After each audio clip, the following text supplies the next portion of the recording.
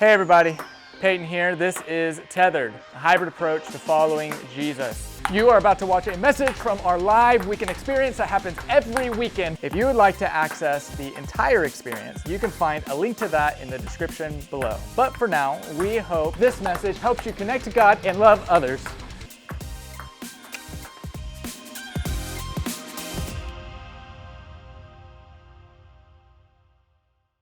Hey everybody, this is Peyton and welcome to Tethered, a hybrid approach to following Jesus. I am so glad that you are here to be with us during this weekend experience. If you haven't yet, we want to connect with you.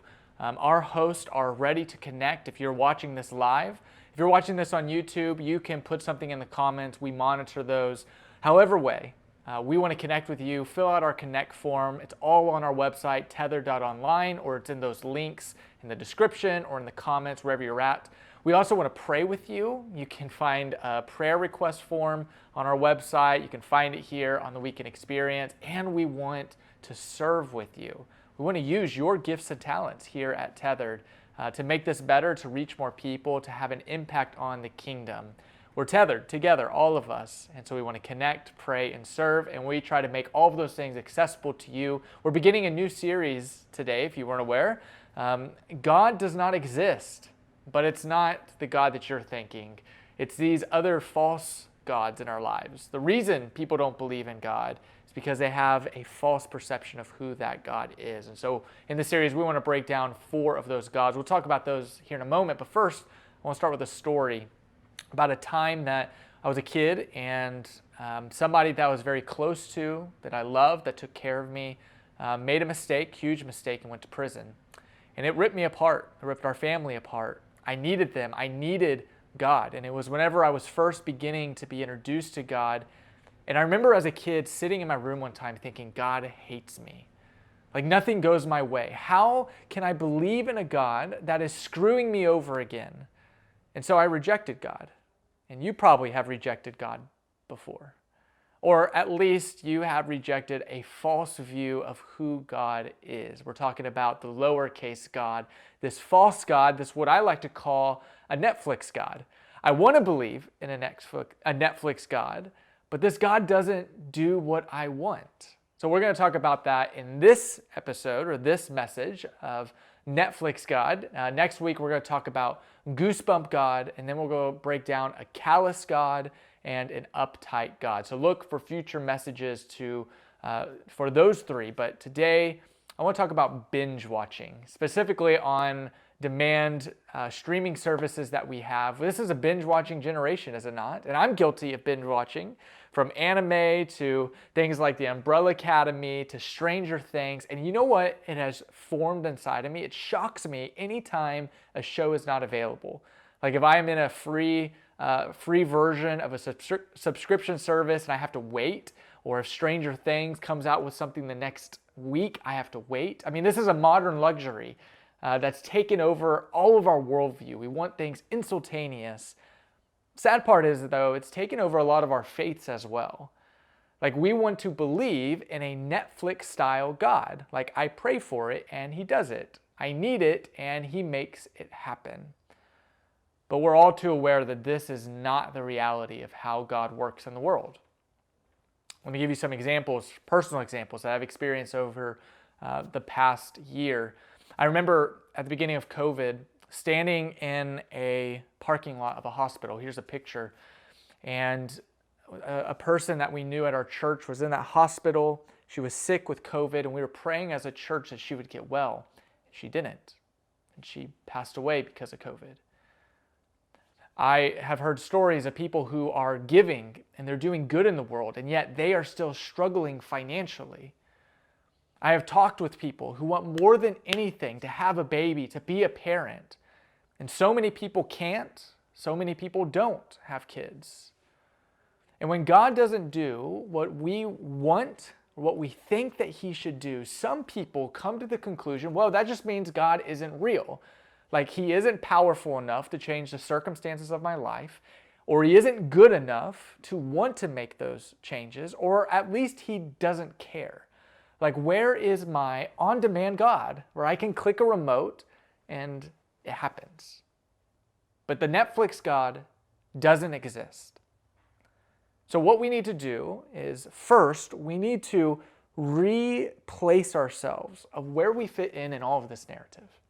Like, God doesn't exist to serve us. Like, he's not the Alfred and we're Bruce Wayne, Batman, being served our every need. God doesn't exist to serve us. Like, we exist to serve God. We are not the main characters of the Bible. And that's hard for us to believe in our very individualistic, consumeristic, Western world. It's like, we're not the main characters of the Bible. God is the main character. He is the one putting all of the pieces in place, both in our Bibles, in our story, in the world. He's not our celestial sugar daddy. It's like, oh yeah, just give me what I want, God, bring it on. He's not some genie in the sky where we all have 3 wishes and we get what we want. He's not a cosmic vending machine where it's like, I put in my money and beep, beep, beep, and out comes exactly what I'm looking for. No, instead, God is the author. What are the characters? God is the potter. We are the clay. God is God, and I'm not. And so if God is not Netflix, if he's not a Netflix God, if he's not on-demand God, the next question is, who is he? Well, one thing about God is that his heart is always loving. God is often described in the Bible as a parent. And this is something that as I became a father, I began to realize that I never stop loving my children. They may stop loving me at times. My son, I may do some things in his life where he stops loving me for a moment. But as a parent, I always love my children. No matter if they hurt me, they walk away from me, they disobey me. I remember when my wife and I, when we were fostering 2 boys, we had a young 4-year-old, and he was playing with some of the neighborhood kids who were a little bit older, and they had an electric scooter, and he wanted to ride the scooter. But I told him no because, well, the kid couldn't even ride a regular scooter. He could barely run without tripping. And so I told him no, and you would think I was the worst person in the world. I think he hated me for a little bit for telling him no, but what he didn't realize is I was actually giving him what he ultimately wanted. By me saying no to the electric scooter, I was saying yes to him not having a broken arm and being out of playing for the entire summer, but he couldn't see and connect that dot. He just saw the immediate no. But as parents, rather than us just doing things for them, we're developing something in them. We're loving them. We're trying to teach them and also protect them. It reminds me of what Paul says in the book of Romans, chapter 8, verse 35. He says, "Can anything ever separate us from Christ's love? Does it mean he no longer loves us if we have trouble or calamity, or are persecuted or hungry, or destitute or in danger, or threatened with death?" I want you to think about your life. Is there anything in your life, circumstances, things happening right now, outcomes that could really separate you from Christ's love?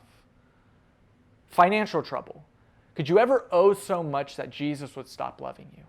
Or could you lose a job so embarrassingly that Christ would want to have nothing to do with you?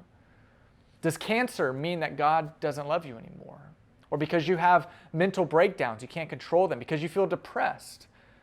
Paul continues, he says, "But in all these things, we overwhelmingly conquer through him who loved us. For I am convinced that neither death, nor angels, nor principalities, nor things present, nor things to come, nor powers, nor heights, nor depths, nor any other created things will be able to separate us from the love of God, which is in Christ Jesus our Lord." You see, God doesn't prove his love when he answers our prayers. God proved his love when he sent his Son. Even while we were sinners. He talks about that in Romans chapter 5, verse 8. Christ still died for us. So God is always loving. His heart's always loving towards us. And God's ways are always higher. Like, there's so many things that I wouldn't even attempt to explain that happen in this world. I heard a story recently of a child who's only 20 weeks in the womb, and they found cancer on them. I was recently told a story of a great person who's wealthy, who's spiritual, has his life together, but took his life. I heard a story of natural disaster destroying entire community, and I can't explain these things. I won't even attempt to explain them. But here's what I do know. I know what God says in Isaiah chapter 55, when he says, "For my thoughts are not your thoughts, neither are my ways your ways. As the heavens are higher than the earth, so are my ways higher than your ways, and my thoughts higher than your thoughts." Here's what I do know. Things are going to happen in your life. The guy you're dating, he's going to break up with you. You're going to feel crushed, but God's going to work through those things, and you may marry way better. The job you applied for, it may not work out, and God may provide a better one. And even if better things don't happen, they're just different things, they're unexpected things, God can still work through those moments. So the child who has cancer, I talked to the family, and they are seeing the blessing of medical professions and a community of people who are surrounding them. God is being known in those terrible circumstances.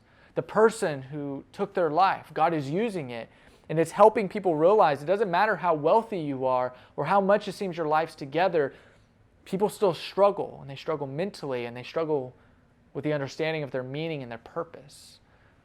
You may not understand now why the things are happening to you, why God doesn't seem to be listening, why he's not answering your prayers, but I can guarantee one day you will.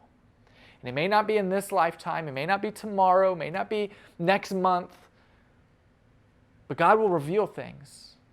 And sometimes it will be over time. And you'll be able to look back at your life or on the backside of that circumstance and realize that God was faithful. God is always faithful, and his ways are bigger than ours. And finally, God's presence is always enough. I want you to think about what we've been through over the past year. We've gone through a global pandemic. We've experienced racial aggravations as a nation. We had political turmoil with the new election. We've had social cutoffs, completely cut off from our community. Depression and anxiety has skyrocketed. And if God's presence wasn't enough for you at the beginning of that year, you were very likely overcome at some point. You felt overcome mentally. You felt overcome emotionally. You felt overcome relationally or intellectually, overcome spiritually. And I think that happens for many of us because we forget God's promise to us in Psalm 23. Even though I walk through the darkest valley, I will fear no evil. Why? For you, God, are with me. The same God that is good on the mountaintop is good in the valley as well. And in your loneliest moment, maybe this is something you experienced in the pandemic or something you experienced this morning, when you felt alone or depressed or scared or angry, God was there. That's what he said. He was there. He didn't leave you. He's helping you through it. So let me land this plane. God didn't do what I wanted. He often doesn't do what I want.